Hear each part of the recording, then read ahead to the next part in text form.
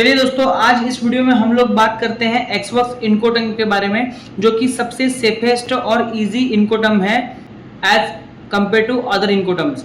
और यहाँ पे शिपर को कुछ नहीं करना होता है, खाली मटेरियल लोड करके बायर को हैंड ओवर करना होता है। उसके बाद सारी जो रिस्पॉन्सिबिलिटी है वो बायर की होती है। इसे हम लोग एक प्रैक्टिकल एग्जाम्पल की मदद से समझते हैं। मान के चलो कि एक एक्सपोर्टर है जिसकी फैक्ट्री है पुणे में और वो ट्रैक्टर मैन्युफैक्चर करता है। तो वो केस में उसका जो बायर है वो है जर्मनी में, तो उसको पुणे से जर्मनी में ट्रैक्टर एक्सपोर्ट करने हैं और उनका जो इनकोटर्म डिसाइड हुआ है वो हुआ है एक्सवर्क्स इनकोटर्म।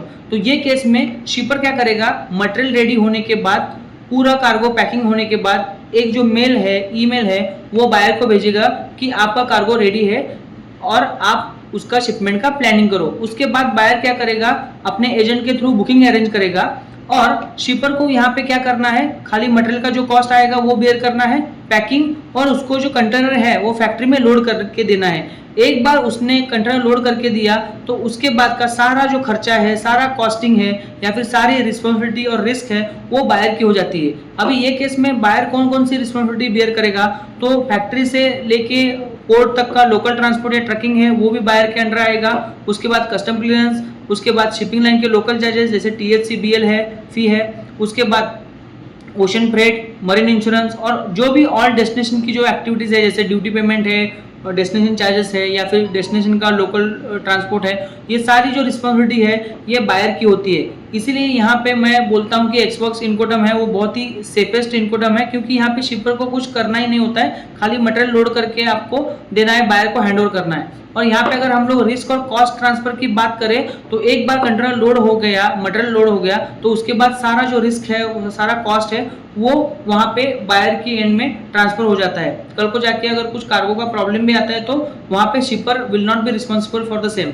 और यहाँ पे हम लोग अगर एडवांटेजेस की बात करें तो जैसे कि मैंने पहले भी बताया कि रिस्क फ्री ये है, क्योंकि यहाँ पे आपको कोई भी रिस्क उठाना नहीं है।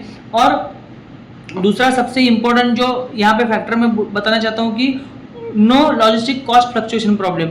कभी कभी क्या होता है कि वॉर की वजह से या फिर सीजनेबल आइटम्स की वजह से आपका जो भी ओशन फ्रेट है वो ऊपर नीचे होता रहता है, कभी बढ़ जाता है, कभी घट जाता है। तो वो चीज़ें आपको यहाँ पे कुछ भी सोचने की ज़रूरत नहीं है, क्योंकि यहाँ पे फ्रेट का जो भी पार्ट है या फिर जो भी शिपिंग लाइन का कॉस्टिंग है वो सारा यहाँ पे बायर संभाल रहा है। तो ये केस में आप बहुत ही सेफ हो जाते हो और आपको ज़्यादा कुछ करने की ज़रूरत भी नहीं होती है। तो ये था दोस्तों एक्सवर्क्स इनकोटर्म के बारे में। मैं आशा करता हूँ कि आपको सारी चीज़ें समझ में आई होंगी। फिर भी अगर आपके मन में कोई डाउट है, कोई क्वेरी है तो नीचे कमेंट में ज़रूर बताइए, मैं ट्राई करूँगा आपके क्वेरी सॉल्व करने का। अगर लगता है कि आपको कोई और टॉपिक है जिसके ऊपर मुझे वीडियो बनानी चाहिए तो नीचे कमेंट में ज़रूर बताइए, मैं उस टॉपिक पे भी ज़रूर वीडियो बनाऊँगा आपके लिए। मिलते हैं नेक्स्ट वीडियो में, तब तक के लिए एक्सपोर्ट करते रहिए और आगे बढ़ते रहिए। जय हिंद।